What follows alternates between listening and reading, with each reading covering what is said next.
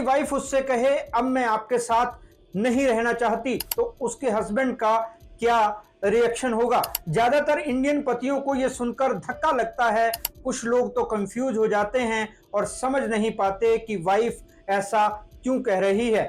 कुछ लोगों को वाइफ की डेयरिंग पर हैरानी होती है। हमारे समाज में शादी को 7 जन्मों का बंधन माना जाता है, लेकिन आज के जमाने में शायद ही कोई 7 जन्म किसी के साथ रहना चाहता है। एक जन्म में ही लोग कहते हैं आई एम डन, मतलब वो कहना चाहता है मेरे सब्र का बांध टूट चुका है, अब और नहीं सहा जाता, या मेरा हो गया, तुम अपना देख लो। ये डायलॉग हस्बैंड का भी हो सकता है और वाइफ का भी, लेकिन यहां हम बात कर रहे हैं जब पत्नी छोड़कर जाना चाहती है तो हस्बैंड की हालत कैसी होती है और उसे क्या करना चाहिए।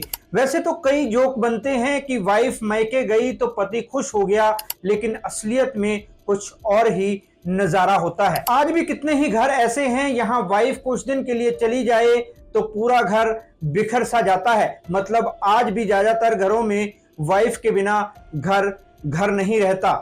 कुछ लोग अपनी अकड़ में कहते हैं जा जा, किसने रोका है, वापस भी मत आना। जिन लोगों को वाइफ से प्यार होता है वो कहते हैं मुझे ऐसे ही छोड़कर चली जाओगी क्या? अच्छा ठीक है, मैं गीला तौलिया बिस्तर पर नहीं रखूंगा, जूते भी बाहर उतार दूंगा, किचन के काम में हेल्प भी कराऊंगा, जैसे कहोगी वैसा करूंगा, बस मुझे छोड़कर मत जाओ। लेकिन कुछ नासमझ लोग बहस करने लगते हैं, साथ बिताए टाइम का हिसाब किताब शुरू कर देते हैं। उन्होंने वाइफ के लिए क्या किया वो गिनाने लगते हैं। वहीं कमजोर दिल के हस्बैंड भी हैं, वो डर जाते हैं कि कहीं वाइफ उनको कोर्ट ना ले जाए। ये तो कुछ मिसालें हैं जो अक्सर हम फिल्मों में भी देखते हैं। जिस तरह की हस्बैंड की नेचर होती है वो वैसा ही जवाब देता है। शायद ही किसी हस्बैंड ने ये सोचा होगा कि उस सिचुएशन को बहुत दिमाग से हैंडल करना होता है। आपको समझना होगा कि अगर आपके साथ ऐसा होता है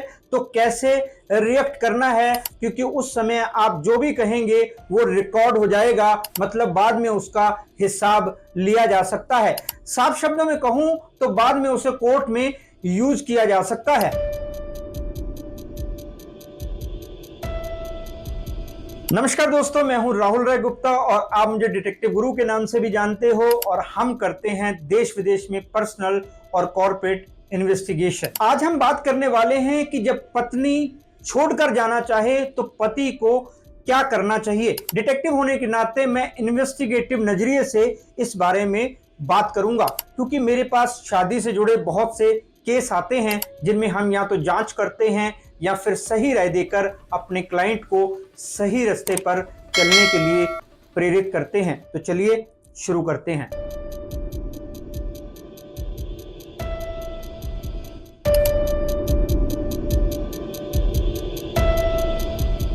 अगर आपकी वाइफ कहे कि वो आपसे अलग होना चाहती है तो आपको इमोशंस में नहीं बहना है।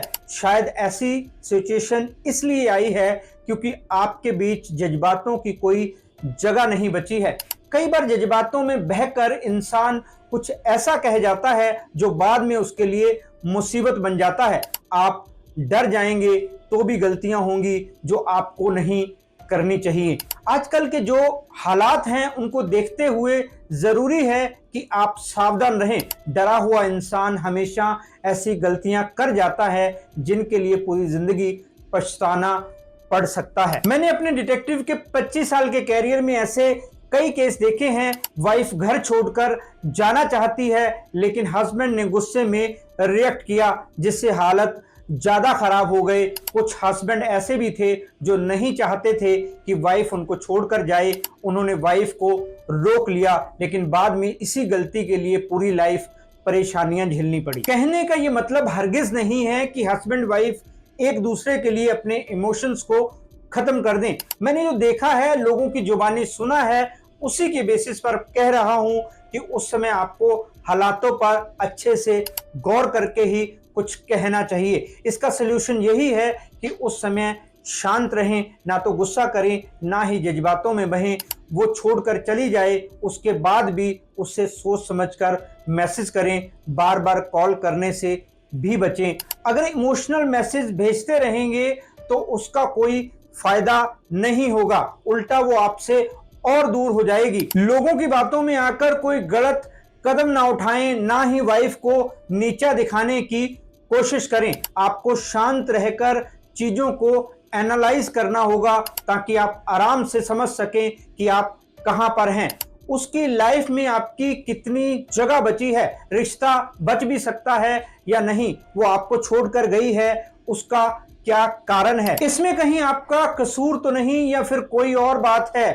ये सब पता लगाने के बाद ही आपको कोई कदम उठाना चाहिए। स्मार्ट तरीके से सोचेंगे तो सब अच्छा होगा, वरना हालात और बिगड़ जाएंगे। वैसे कोई भी वाइफ रातों रात अपने हस्बैंड को छोड़ने का फैसला नहीं करती। जब वो इसका ऐलान करती है तो समझ लें कि वो पहले ही आपकी लाइफ से जा चुकी है, उसने आपको दिल से निकाल दिया है, उसकी लाइफ में आपके लिए कोई जगह नहीं बची है। इसलिए बेहद सोच समझकर रिएक्ट करें।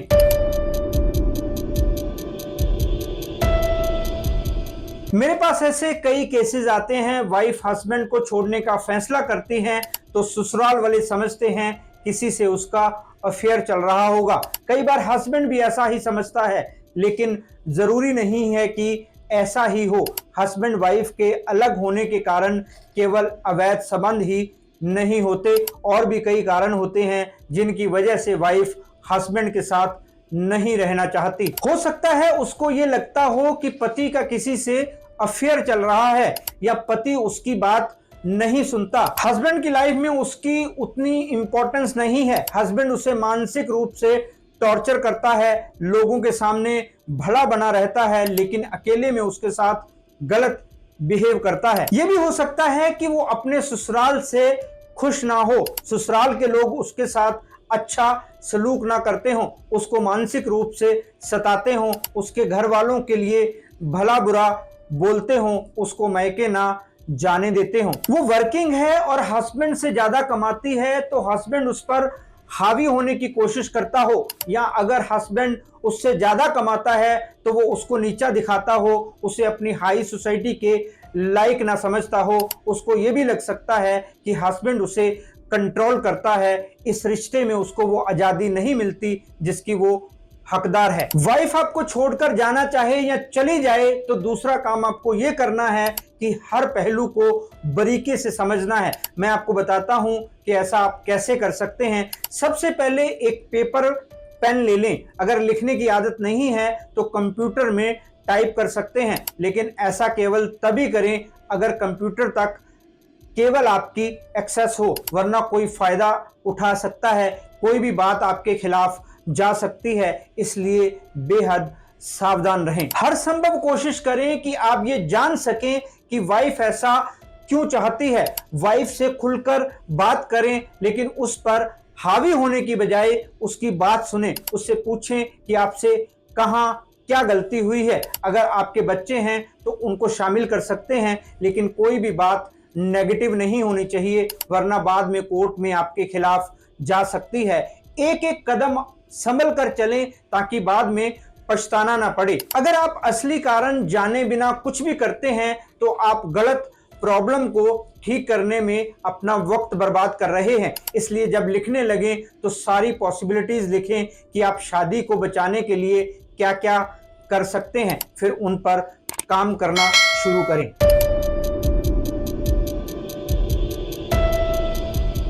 वाइफ आपके साथ नहीं रहना चाहती तो आपको पता होना चाहिए कि आगे क्या करना है। आपका तीसरा कदम यह होना चाहिए कि आप ये समझें कि कानून क्या कहता है। उस समय आपकी वाइफ के क्या राइट्स हैं, आपके क्या राइट्स हैं, आप दोनों के बच्चे हैं तो उनको लेकर आपके क्या अधिकार हैं। बच्चों की कस्टडी किसे मिलेगी, आप बच्चों को अपने पास रखना चाहते हैं तो आप क्या कर सकते हैं। बच्चे वाइफ के साथ जाते हैं तब आपके क्या अधिकार होंगे, क्या आपको बच्चों से मिलने का हक मिलेगा। आपको हर कानून नियम के बारे में पता होना चाहिए, वरना कभी भी कोई भी बात आपके खिलाफ यूज की जा सकती है। इसलिए किसी एक्सपर्ट से सलाह लें कि उस स्थिति में आपको क्या करना चाहिए। अगर वाइफ अपनी बात पर अड़ी हो तो आपको खुद को सेफ रखने के लिए जरूरी कदम उठाने चाहिए। अफसोस के साथ कहना पड़ रहा है कि हमारे देश के ज्यादातर कानून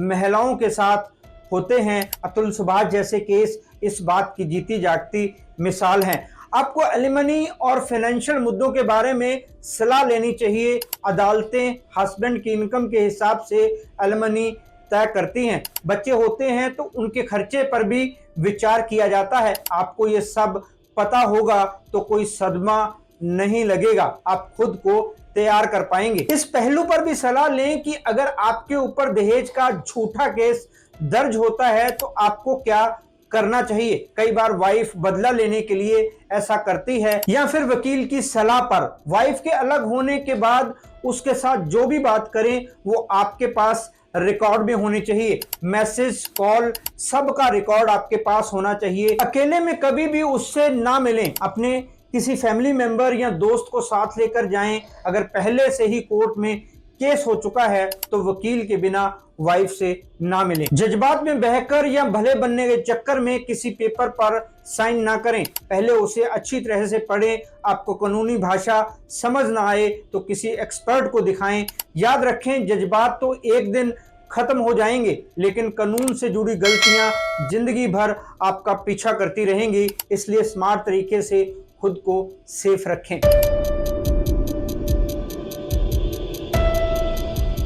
कई मैरिड कपल्स के लिए अलग होना आसान नहीं होता। कुछ लोगों के लिए ये इमोशनल ट्रॉमा होता है। अगर हस्बैंड की बात की जाए तो यहाँ वो बात लागू नहीं होती कि मर्द को दर्द नहीं होता। अतुल सुभाष जैसे केस सामने आते हैं तो ये नहीं कह सकते। अब लोगों को समझना होगा कि मर्द को भी दर्द होता है, हस्बैंड भी टूट सकते हैं, उनको भी सहारे की जरूरत हो सकती है। इसलिए अगर आपकी वाइफ जाना चाहती है और आपको इसका दुख है, आप परेशान हैं, समझ नहीं आ रहा कि क्या करें, तो ऐसे समय में परिवार और दोस्त सबसे बड़ा सहारा बन सकते हैं। लेकिन नेगेटिव दोस्तों से दूर रहें, वो आपको और ज्यादा दुखी कर देंगे। फिर भी दिल को तसल्ली ना मिले तो जरूरी है कि किसी एक्सपर्ट से मिलकर अपना दिल खोल लें। वो आपको जज नहीं करेगा, आपकी पूरी बात ध्यान से सुनेगा, आपको समझेगा। आपकी गलती होगी तो वो भी आपको बताएगा। अकेले ना रहें, काम धाम छोड़कर भी ना बैठ जाएं, बल्कि खुद को काम में ज्यादा बिजी कर लें, पर हेल्थ को इग्नोर ना करें। मनोरंजन को ना छोड़ें, म्यूजिक सुने, फिल्में देखें, ताकि कुछ समय के लिए आप अपनी परेशानी को भूल जाएं।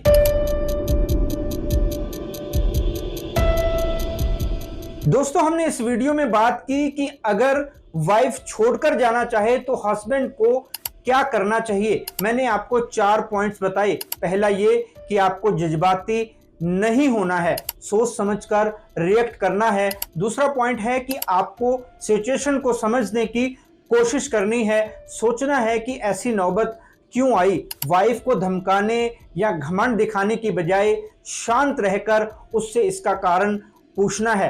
तीसरा कदम आपको यह उठाना है कि आपको अपनी कानूनी अधिकारों के बारे में जानना है ताकि आप खुद को सेफ रख सकें। चौथा कदम है, अगर आप मानसिक तौर पर परेशान हैं तो आपको एक्सपर्ट से काउंसलिंग लेनी है ताकि आप डिप्रेशन से खुद को बचा सकें। अब हम बात करते हैं 5वें पॉइंट की। तो दोस्तों, अगर वाइफ आपको छोड़कर जाना चाहती है या चली गई है तो अब आपको अपने फ्यूचर के बारे में सोचना है। ये तय करना है कि आपका फ्यूचर उसके साथ होगा या उसके बिना। जब स्थिति साफ हो जाए और लगे कि अब वो कभी वापस नहीं आएगी तो सबसे पहले आपको सच्चाई को एक्सेप्ट करना होगा, समझना होगा कि अब बाकी की लाइफ उसके बिना गुजारनी है। अगर आपके मन में उसके लिए अभी भी जगह है तो उसको दिल के किसी कोने में समेट कर रखें, बाहर ना आने दें, क्योंकि जब सामने से रिस्पॉन्स नहीं मिलेगा तो आपका मन दुखेगा। अब आपको अपने फ्यूचर पर फोकस करना पड़ेगा, आगे बढ़ना होगा, खुद के लिए रास्ते तलाशने होंगे, अपनी ग्रोथ पर ध्यान देना होगा, अपनी हेल्थ पर काम करना होगा, अपने कैरियर पर फोकस करना होगा। अगर बच्चे आपके साथ हैं तो उनके भविष्य के बारे में सोचना होगा। आपको याद रखना होगा कि शादी टूट गई है तो इसका हरगिज ये मतलब नहीं कि लाइफ खत्म हो गई है। सोच लें कि जिंदगी ने आपको एक और मौका दिया है, कुछ नया करने का, नई यादें संजोने का, जिंदगी की किताब में नए अध्याय लिखने का। दोस्तों, ये वीडियो आपको कैसा लगा कमेंट करके जरूर बताएं। इस टॉपिक को लेकर आपके कोई सवाल हैं तो कमेंट करके पूछ सकते हैं। इस वीडियो को अपने दोस्तों रिश्तेदारों के साथ शेयर करना ना भूलें ताकि ज़्यादा से ज़्यादा लोगों को ये जानकारी मिल सके। और हाँ, हमारे चैनल को सब्सक्राइब ज़रूर करें ताकि ऐसे इंफॉर्मेटिव वीडियो आपको मिलते रहें। फिर मिलते हैं जानकारी से भरपूर एक और वीडियो में। तब तक के लिए अपना और अपनों का ख्याल रखें, खुश रहें, मस्त रहें। जय हिंद। डिटेक्टिव गुरु